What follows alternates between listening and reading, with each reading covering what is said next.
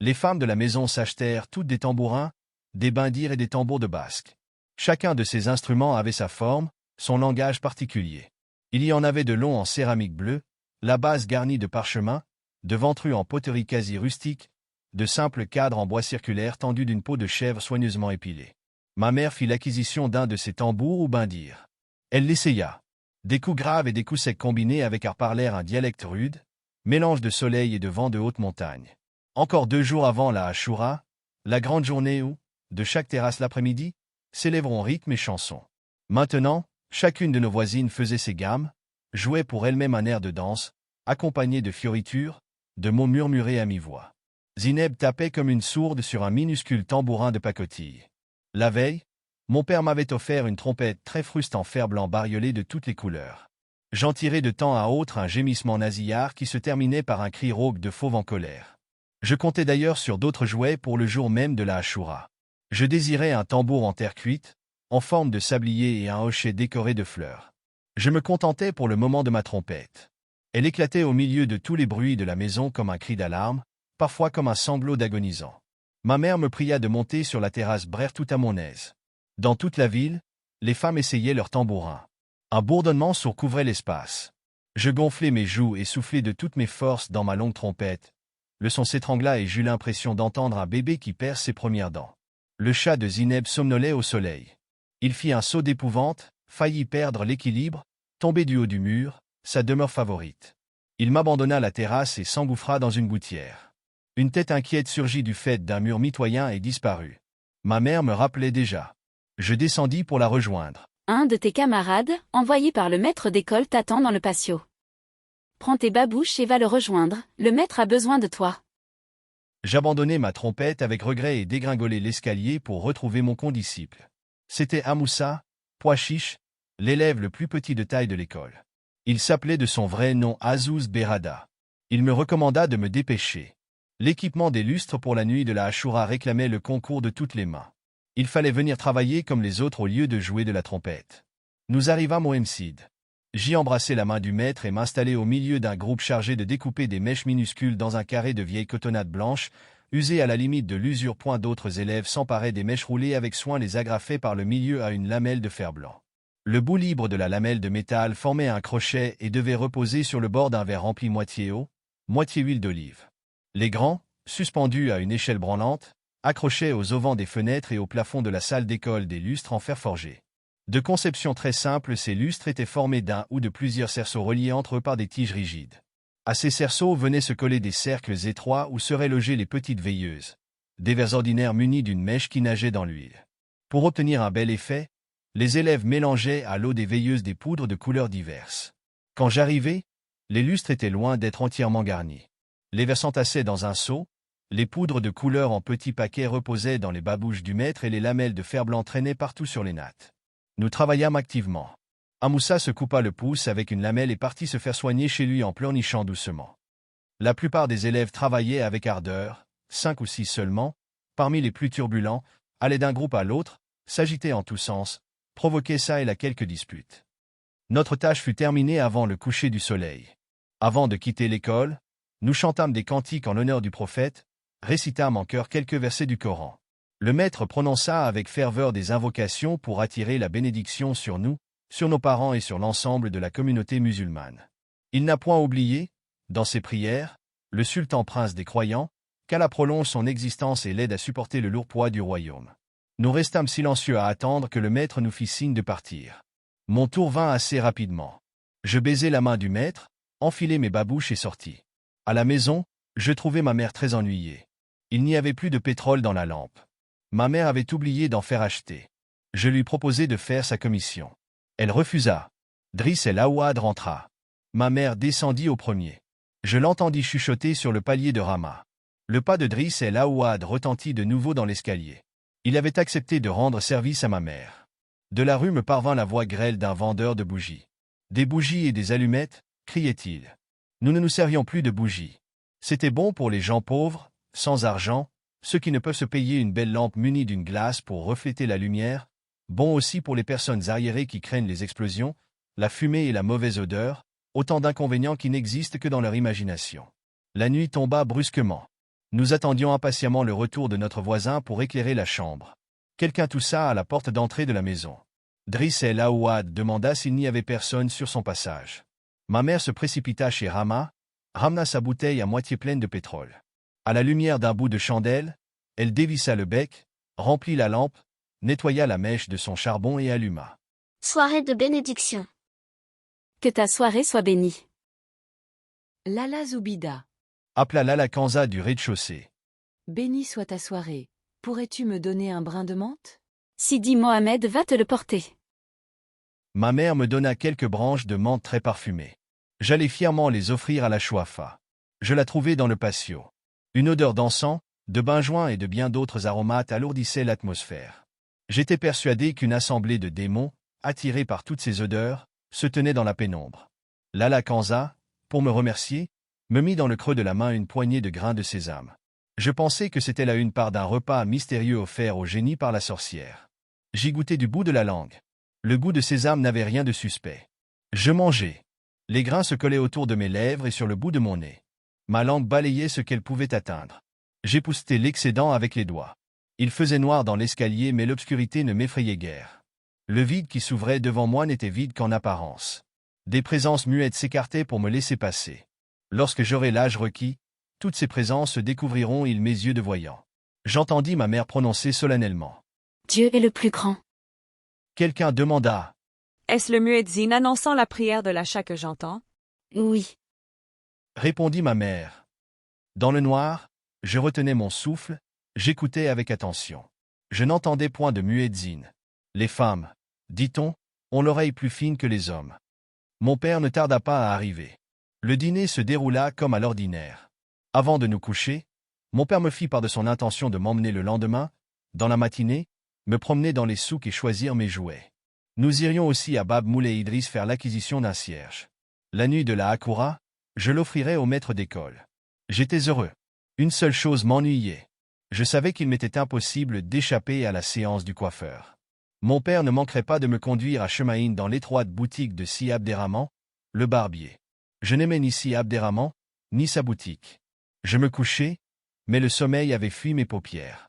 Je rêvais longtemps à des cierges monumentaux, décorés de dentelles de papier finement ajourées par une main patiente, de rasoirs étincelants, de tambours en forme de sablier, de lustres en fer forgé chargés de godets de cristal. Mon père ne connaissait rien à l'art délicat de vendre et d'acheter. Il ignorait les subtilités du marchandage et la volupté d'obtenir un objet, un sou moins cher que ne l'a payé le voisin. Il m'emmena, après le repas du matin, faire le tour des marchands de jouets. Dans chaque rue résonnaient les tambourins, les grelots des hochets de fer blanc, le chant des flutiaux.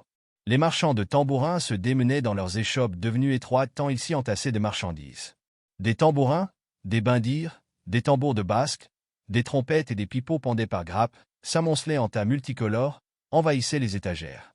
Un peuple de femmes, d'hommes mûrs, de fillettes et de garçons faisait cercle autour de chaque magasin. Les uns essayaient un instrument, les autres les accompagnaient de battements de mains, jacassaient, réclamaient, discutaient avec le marchand qui ne savait plus où donner de la tête. Une foule de campagnards, descendus de leur lointain village, s'approvisionnaient en sucre, épices, cotonnades et instruments de musique. Ils encombraient la rue de leurs paquets. Je m'accrochais à la main de mon père, occupé à écarter les passants pour nous frayer un chemin. J'eus mon tambour en forme de sablier, un petit chariot bizarre en bois et une nouvelle trompette. Mon père me laissait choisir, payait sans discuter. Je lui tenais de longs discours, lui posais 1000 questions auxquelles il répondait rarement. Il souriait à me voir si excité. Nous terminâmes nos emplettes par l'achat d'un cierge, d'une livre de poids. La rue Bab Moulay Idriss débouche dans le quartier des fabricants de ceintures brodées et des marchands de fruits secs. Près d'un pied de vigne séculaire, s'ouvrait la boutique de Si Abderrahman le coiffeur. Le Malem Bnou Achir occupait la boutique qui lui faisait vis-à-vis. Chacun avait sa clientèle. Les deux barbiers ignoraient la concurrence. Mon père venait se faire raser les cheveux depuis son installation à Fès, dans la boutique de Si Abderrahman. Les barbiers participent à de nombreuses cérémonies familiales. À ma naissance, mon père, montagnard transplanté dans la grande ville, désirait néanmoins fêter dignement mon arrivée au monde. Si Abderrahman lui fut d'un excellent conseil. Il vint, selon l'usage, accompagné de ses deux apprentis, placer les invités et faire le service pendant le repas. Lors de ma première coupe de cheveux, mon père eut recours à ses soins et fit encore grand cas de ses avis et recommandations. Je n'aimais pas Si Abderrahman. Je savais qu'il serait chargé de me circoncire. Je redoutais ce jour. Je sentais des frissons me parcourir l'épiderme quand je le voyais manier le rasoir ou les ciseaux. Nous le trouvâmes occupé à pratiquer une saignée. Le client présentait sa nuque rasée, si Abderrahman se penchait sur le cou du patient. Je détournai les yeux de ce spectacle. Si Abderrahman planta deux ventouses en fer-blanc derrière la tête de l'inconnu et nous souhaita en termes courtois une heureuse journée. Je vois que ce jeune homme a été gâté. Un tambour, une trompette, un magnifique chariot et un cierge. Il est vrai que le cierge est destiné au maître.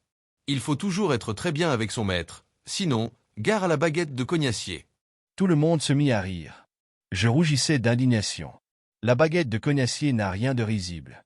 Ces messieurs n'en avaient jamais reçu sur la plante des pieds, au point de ne pouvoir se tenir debout.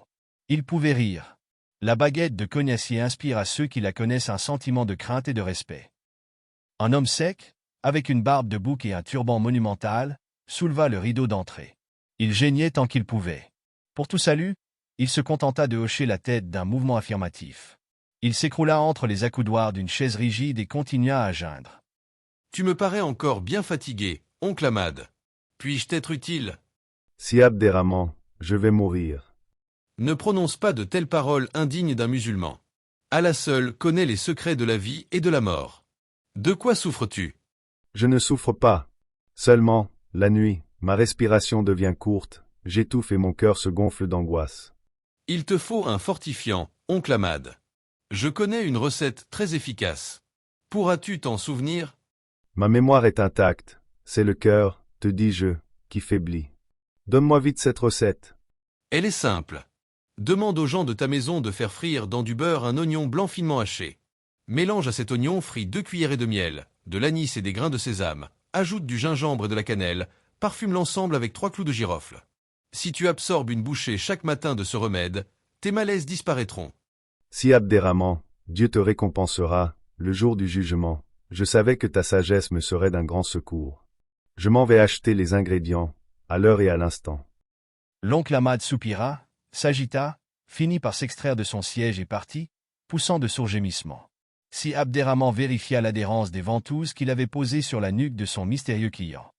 Aujourd'hui, mon aide est absent et l'apprenti en prison, pour je ne sais quel méfait, je suis seul à travailler.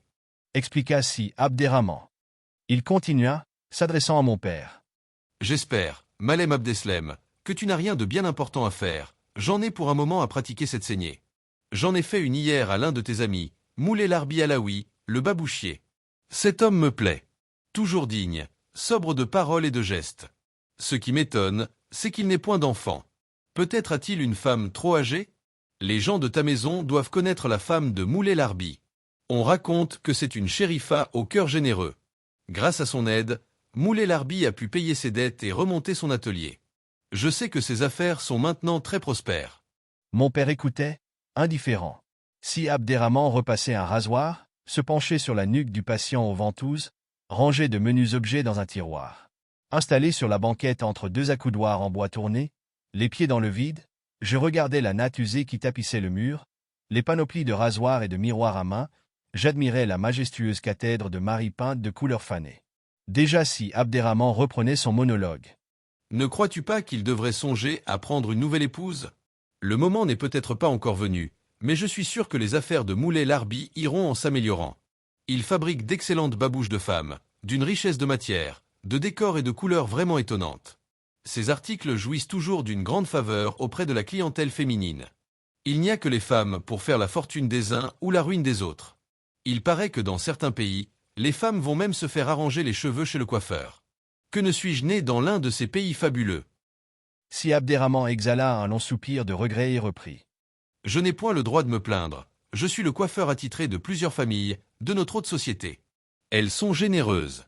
Dieu saura les récompenser. Louange à Dieu. Un nouveau visiteur fit son entrée. Le salut sur vous. Dit-il. Sur vous le salut, la miséricorde et la bénédiction d'Allah. Répondit si Abderrahman. Mon père remua les lèvres, le client aux ventouses toussa à 3 reprises, cracha quelque part et se figea dans sa pose rigide. Il nous tournait le dos. J'apercevais les franges de sa barbe qui dépassaient sur le côté. Ses oreilles d'un rouge cerise ressemblaient à des fleurs étranges. Il devait être assez âgé et travaillait, à voir la couleur de sa nuque, au champ ou dans un des multiples jardins qui entourent Fès. Il cessa de m'intéresser. Je regardais le nouveau venu. Jeune, la peau d'une blancheur de cire, les sourcils bien fournis et la barbe plus noire que l'aile du corbeau, son visage rayonnait de douceur. Il prit place sur une sorte d'estrade assez élevée qui faisait face à la porte de la boutique. Si Abderrahman, tout en vaquant à de mystérieuses besognes, ne cessa de lui prodiguer les sourires et les mots aimables. Lorsque le jeune homme se fut installé, le coiffeur poussa un ou deux hennissements pour manifester sa joie et entama la conversation. « Comment va ton vénéré père, Sidi Ahmed? Dieu le conserve en parfaite santé et multiplie ses biens. Souffre-t-il toujours de son genou? Cela va mieux. J'en suis fort heureux. J'en suis très heureux, très heureux. Mon onguent a dû agir. Il a même agi au-delà de mes espérances. Et toi, mon fils? Laisse-moi te féliciter, te souhaiter bonheur et joie. Oui, je sais déjà. Je sais peu de choses en vérité. Ton père m'entretient parfois à ton sujet. Il m'a annoncé l'heureux événement. Tu épouses la fille de Siomar le notaire. » Pendant tout ce monologue, le nommé Si Ahmed ouvrit la bouche plusieurs fois, tenta de placer un mot mais Si Abderrahman devinait ses réponses et lui épargnait la fatigue de les formuler. Le barbier poursuivait. Siomar est un homme de Dieu.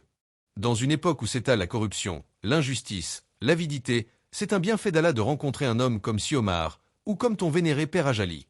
Il se tourna vers mon père pour le renseigner. Sidi Ahmed est le fils de El Ajali Lanrani, le marchand de thé du quartier Saga. Tu dois le connaître. Si, tu dois le connaître. Il a fait 3 fois le pèlerinage au lieu saint. Par 3 fois, il toucha la pierre noire. Je prie Dieu de m'accorder la faveur d'être au paradis le voisin d'un homme aussi pieux. Sidi Ahmed va épouser la fille de Siomar le notaire. Siomar possède, outre la science, la sagesse et la courtoisie, des biens matériels. Dieu augmentera sa fortune. Il s'adressa à Sidi Ahmed. Que deviennent tes études? Je t'ai connu bébé, te voilà maintenant un savant. Je ne suis qu'un mendiant de la science. Dit enfin Sidi Ahmed. Il plaça cette phrase par surprise. Si Abderrahman suçait l'embouchure d'une de ses ventouses.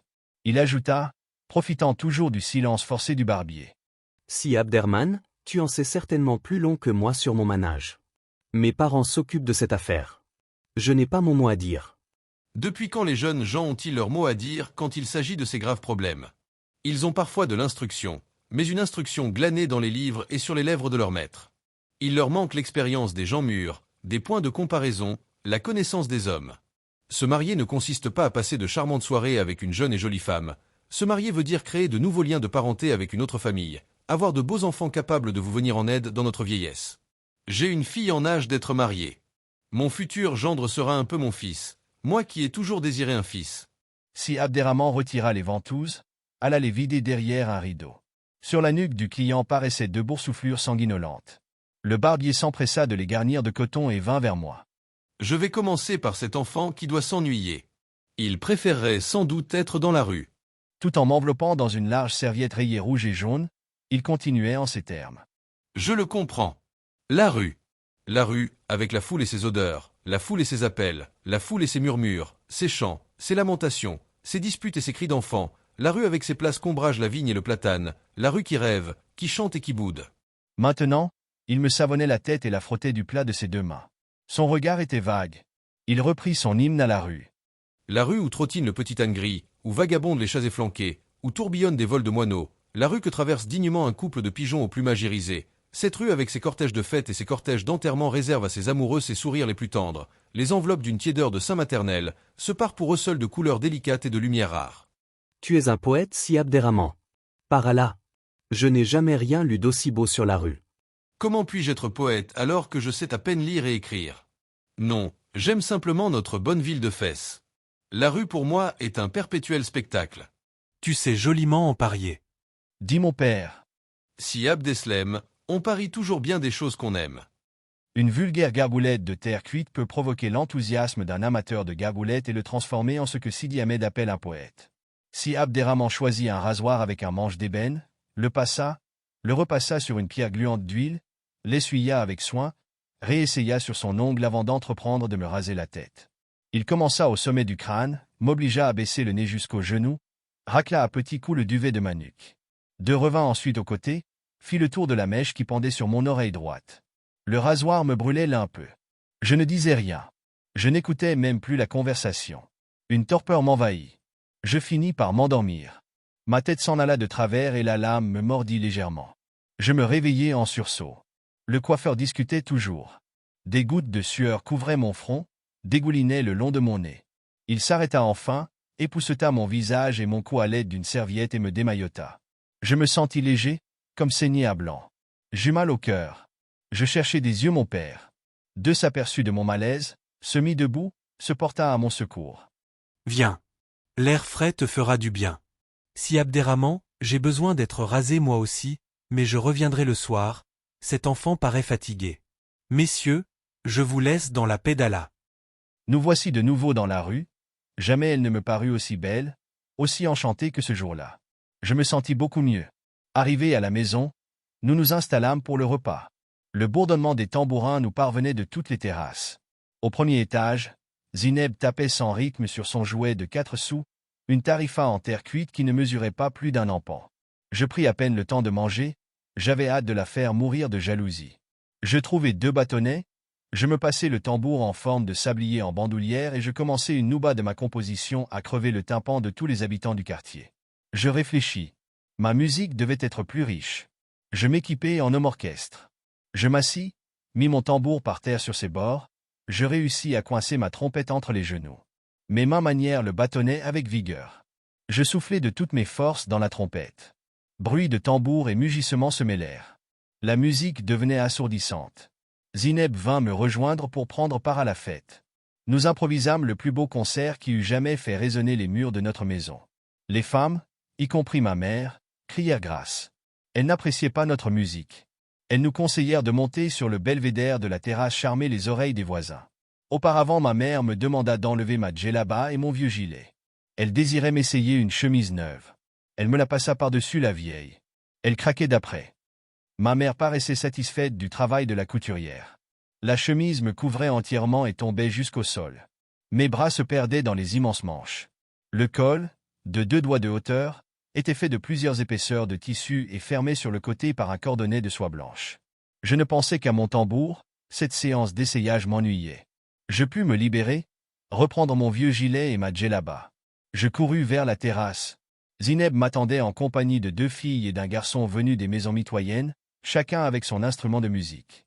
Le garçon tenait un tambourin comme les filles. Il l'abandonna pour s'emparer de ma trompette. Il était plus âgé que moi et se connaissait en musique. Il sut tirer de cette trompette, simple en apparence, les rugissements les plus inattendus. Nous nous abandonnâmes à la joie du rythme, nous nous saoulâmes de bruit. Des femmes richement habillées se perchèrent sur les murs pour nous admirer. Elles riaient de notre excitation, nous encourageaient par des mots gentils qui se perdaient dans le tintamarre. Nous jouâmes jusqu'au coucher du soleil. Ma mère vint me chercher. À l'entendre, je m'étais assez amusé ce soir. Il fallait venir dîner et me coucher. Elle comptait me réveiller à la première heure du jour pour aller au MCD commencer l'année dans la joie, le travail et la récitation des versets sacrés. Elle m'amena à la cuisine. Là, l'auge de bois qui servait les jours de lessive débordait d'eau bouillante. Pour rendre cette eau moins brûlante, elle y versa un seau d'eau fraîche. Elle me déshabilla, me plongea dans ce savant mélange. J'eus la respiration coupée. Je me mis à hurler, à me débattre afin d'échapper aux mains de ma mère qui me frottait vigoureusement à l'aide d'une rondelle de liège, emprisonnée dans un tissu particulièrement rêche. Une fois lavé, je mangeai quelques bouchées de pain trempé dans la sauce d'un plat de viande au citron. Je m'allongeai sur mon matelas. Ma mère étendit sur moi une chaude couverture. Je ne tardai pas à sombrer dans le noir, un noir peuplé de petites filles taquines et bêtes et de barbiers bavards. La voix de ma mère me tira des profondeurs du sommeil. Je nageai, un bon moment, dans une lumière rouge parcourue d'étincelles et d'astres errants, puis, j'ouvris les yeux. Vite, je les refermai, espérant retrouver le noir si reposant et si frais. La voix insistait. Réveille-toi. Il est 3 heures du matin. Je t'ai préparé ton beau gilet, ta chemise neuve et ta sacoche. Tu n'as pas encore vu ta belle sacoche brodée. Ouvre les yeux. Réveille-toi donc. Je pleurnichai, je me frottais énergiquement les paupières de mes poings fermés. Je tentai plusieurs fois de me recoucher, mais ma mère fut impitoyable. Elle se mouilla la main et me la passa sur la figure. Mes oreilles cessèrent de bourdonner. J'entr'ouvris mes cils avec précaution. Mon père, habillé d'une djellaba de laine fine, me souriait. Prépare-toi pour fêter la Ashura au MCD avec tes camarades. Du courage. Ce fut dans un état de somnambule que je me lavai les yeux, me rinçai la bouche, me rafraîchit les membres. Je retrouvai ma lucidité, lorsque ma mère me passa, à même la peau, ma chemise neuve, craquante d'après. Elle me grattait horriblement. À chaque mouvement, je remplissais la pièce d'un bruit de papier froissé. Je mis mon gilet rouge au dessin compliqué et bien en relief. Ma sacoche en bandoulière, je complétais cet ensemble très élégant par la djellaba blanche qui dormait au fond du coffre de ma mère. Elle sentait la fleur d'oranger et la rose séchée. Me voilà devenu un autre homme. J'étais complètement réveillé. J'avais hâte de partir à l'école. Les vêtements, les chaussures, tout était neuf. Plein de dignité et d'assurance, je précédais mon père dans l'escalier. La lumière brillait à toutes les fenêtres de la maison. Hommes et femmes commençaient l'année dans l'activité. Ceux qui restaient au lit un matin comme celui-ci se sentiraient, durant 12 mois, indolents, paresseux. L'appel d'un mendiant nous arrivait de la rue. J'entendais le bruit de sa canne. C'était sûrement un aveugle. Je perdais mes badouches tous les 3 pas. Mes parents voyaient grand. Ni les vêtements, ni les chaussures n'étaient à ma taille. Mais j'étais heureux. Une fois dans la rue, mon père me glissa dans la main une pièce de 5 francs et me mit entre les bras le cierge dont nous avions fait l'acquisition. C'était là mes cadeaux de nouvel an pour le maître d'école. Les passants que nous rencontrions me souriaient avec bienveillance. Les boutiques étaient ouvertes, les rues éclairées. Je faisais de terribles efforts pour retenir mes babouches. De loin, j'aperçus les fenêtres à auvent de notre école. Je faillis lâcher mon cierge d'enthousiasme. Des grappes de lumière pendaient et transformaient cette façade habituellement triste et poussiéreuse en un décor de féerie. Les lampes à huile, diversement colorées, scintillaient et par leur seule présence créaient un climat raffiné de fête et de joie. Je hâtai le pas. Les voix des élèves montaient claires dans la fraîcheur du matin.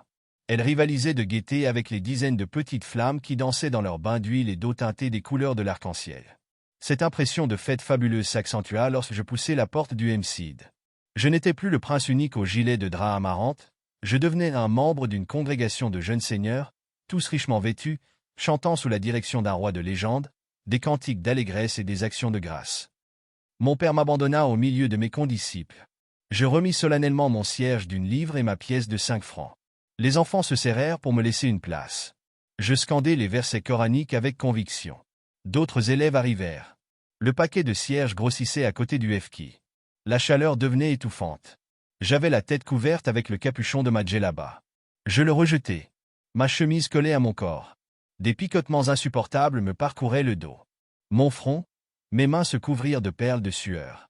L'un des élèves saigna du nez et tacha ses beaux habits de croûte vermeille. Je levai les yeux au plafond. Les petites flammes dansaient, grésillaient, lançaient parfois une étincelle bleue. Je me taisais pour les entendre psalmodier comme nous la parole de Dieu. Leur voix se confondait avec celle des élèves. J'étais convaincu qu'aucune d'elles ne célébrait la Hakoura silencieuse dans sa cage de verre, indifférente aux ondes de bonheur qui déferlaient sur nos visages. Ce matin, les objets les plus ordinaires, les êtres les plus déshérités mêlaient leur voix aux nôtres, éprouvaient la même ferveur, s'abandonnaient à la même extase, clamaient avec la même gravité que nous, la grandeur et la miséricorde de Dieu, créateur de toutes choses vivantes. Après la récitation du Coran, nous chantâmes des cantiques. Les parents de certains élèves psalmodiaient avec nous. Ils étaient venus accompagner leurs enfants. Ils n'avaient peut-être pas de besogne qui les attendait, ils célébraient la Hakoura au MCID comme au temps de leur enfance. La lumière des veilleuses devenait jaune, s'anémiait à l'approche du jour. Dans la rue, la circulation était devenue intense. 2 moineaux voletaient autour des lustres accrochés aux auvents des fenêtres. Le maître, les yeux au plafond, les 2 mains ouvertes dans un geste d'offrande prononça de longues invocations. Il demanda à Allah de protéger et de faire prospérer les affaires de la communauté des musulmans, d'étendre ses grâces sur les vivants et les morts, de développer les liens de solidarité entre les humains, de faire régner sur cette terre l'ordre, la justice et la compassion. Amin. C'était la première fois que je voyais le FK sans baguette de cognacier. Deuxième parut beau, enveloppé dans sa djellaba à raies blanches et noires, les épaules couvertes d'un burnou de drap gris. Dieu nous donna 3 jours de repos. Le jour de la rentrée étant un jeudi, le congé durerait 4 jours. J'embrassai la main du FK avant de rentrer chez nous. Deuxième chargea de présenter à mes parents ses vœux pour la nouvelle année et prononça quelques invocations en leur faveur. La rue était maintenant très animée. Presque tous les passants s'étaient habillés de neuf. Les uns revenaient du marché chargés de paniers d'alpha qu'ils tenaient écartés pour ne point salir leurs beaux effets, d'autres flânaient déséuvrés. Ma mère avait sorti une belle mansouria en voile fin, ornée de rayures de satin jaune. Elle s'était coiffée d'un foulard noir à longues franges multicolores. La bouilloire chantait. Mes parents attendaient mon retour pour déjeuner. Ma mère avait cuisiné une pile de galettes en pâte feuilletée, de forme carrée. Elle les enduisit de beurre frais et de miel. C'était un délice. Je pris 2 grands verres de thé à la menthe. Pendant le repas, mes parents établirent un programme pour la journée. Le matin, mon père se proposait de m'emmener à Moulay Idriss, le patron de la ville. Après la prière en commun, nous reviendrions déjeuner. L'après-midi, j'accompagnerais ma mère chez notre amie Lala Aïcha. J'aurais le droit d'emporter avec moi l'une de mes trompettes, le tambour en poterie fragile risquait de se casser en route. Ma bonne étoile en décida autrement. Après avoir baguenaudé avec mon père dans les rues encombrées de passants, après avoir fait l'acquisition d'un plat de céramique bleue sur la place des notaires où les potiers exposaient ce jour leur production, nous pénétrâmes dans le sanctuaire de Moulay Idriss. Là, nous accomplîmes les rites de la prière de l'Ouli et nous partîmes déjeuner. Lala Aïcha vint nous surprendre à la fin du repas. Ma mère manifesta une grande joie à la revoir. Les 2 femmes se prodiguèrent mutuellement des baisers pointus, des formules de politesse et des mots aimables. Mon père les laissa à leurs effusions, disparus. J'avais une envie folle de jouer du tambour, de lancer quelques beuglements avec ma trompette, mais je savais que ma mère ne tolérerait pas de tels débordements. Je m'abstins. J'attendais le soir pour me livrer corps et âme à la musique. Je restais dans un coin à écouter les propos de notre visiteuse. Elle laissa entendre dès son arrivée qu'elle avait beaucoup à raconter. Ma mère disposait de tout son temps et frétillait de curiosité. Elle n'oublia pas, malgré tout, de remplir ses devoirs d'hôtesse. Elle souffla sur la braise, ajouta une bolée d'eau dans la bouilloire, rinça les verres. Elle ouvrit une boîte de fer blanc et en sortit une demi-douzaine de gâteaux de semoule. Lala Aïcha, installe-toi sur le grand divan, le thé sera bientôt prêt. Non, non. J'ai dit sur le grand divan, à la place d'honneur. Je t'en supplie, installe-toi confortablement. Insista ma mère. Lala Aïcha s'affala au milieu des coussins, soupira de satisfaction et commença son récit.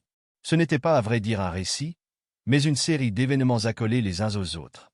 Parfois, les faits devenaient si compliqués que Lala Aïcha elle-même ne savait plus où elle en était. À ces moments, son visage se troublait, une sorte d'angoisse lui crispait les traits, ses yeux trahissaient une profonde inquiétude. Mais bientôt un large sourire venait dissiper l'orage et Lala Aïcha reprenait son monologue. Ma mère subissait les mêmes tourments, communiait dans les mêmes joies, éprouvait les mêmes émotions que son amie. Elle ouvrait parfois la bouche comme pour lui venir en aide mais ne trouvant pas le mot qu'il fallait, ne disait rien. Certains passages de ce long tissu d'anecdotes insignifiantes me transportèrent de plaisir. Lala Aïcha raconta que dans la maison voisine de la sienne toutes les femmes, par un caprice du hasard, s'appelaient Khadija. Pour les différencier, on spécifiait la profession du mari, Khadija, la femme de l'épicier, Khadija, la femme du tailleur, Khadija, la femme du marchand de pétrole. Lala Aïcha ajouta. Il serait plus simple de les appeler Khadija la sourde, Khadija la louchonne, Khadija la noire. Tout le monde comprendrait de qui il s'agit. Nous rîmes de bon cœur à cette plaisanterie. Ma mère s'absenta quelques minutes. Elle revint avec un bouquet de sauge et d'absinthe. Elle entreprit de faire son thé des grands jours. Tout en versant l'eau bouillante dans la théière, elle interrogea Lala Aïcha. Comment va ton homme? Parle-moi de ses affaires. A-t-il de nouveau un associé? Travaille-t-il tout seul? Il n'a pas d'associé, mais il ne travaille pas seul. Il emploie 3 ouvriers. Les babouches se vendent bien et je n'ai pas le droit de me plaindre. Il m'a promis de m'acheter, au début de l'hiver, un cafetan de drap abricot, objet que je désirais depuis si longtemps. Louange à Dieu. Les difficultés finissent toujours par s'aplanir et les misères par tomber dans l'oubli. Oui. Ma mère attendit de nouvelles explications mais, subitement, son ami se taisait. La chose l'inquiéta. À quoi penses-tu Lala Aïcha? Tu sembles triste. J'espère que tout va selon tes désirs dans ton ménage. Lala Aïcha soupira sans rien dire. Ma mère se versa un fond de verre de thé, le goûta. Elle parut satisfaite. Elle servit son invité et me servit. Lala Aïcha parla enfin. Elle se pencha sur ma mère et lui chuchota à voix basse. Nous sommes de bien faibles créatures, nous les femmes. Dieu seul est notre soutien et notre mandataire.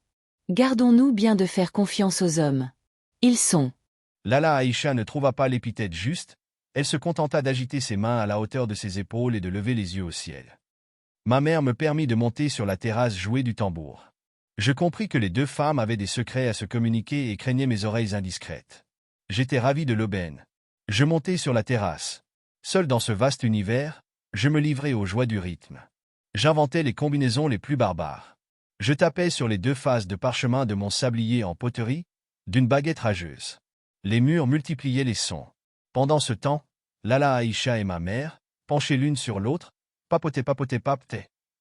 Le soir, des bouquets de femmes richement vêtues ornaient toutes les terrasses. Les tambourins résonnaient, les chants fusaient de partout. Le soleil en robe d'or s'attardait à l'horizon, baignait toute la ville de roses fanées et de mauves délicats. La première étoile clignota. Ce fut le signal. Lala Aïcha embrassa ma mère et partit. La lampe à pétrole fut allumée. Nous étions sans entrain. Mon tambour et ma trompette gisaient sur un matelas. J'en étais dégoûté. Je retrouvais avec plaisir mes vieux vêtements. De mes habits neufs, je ne gardais que la chemise. Grâce à la chaleur de mon corps, son tissu s'était humanisé. Pour échapper au bruit des tambours qui bourdonnaient encore sous mon crâne, j'ouvris ma boîte à merveille. Mes yeux, hélas, n'avaient plus la force de regarder.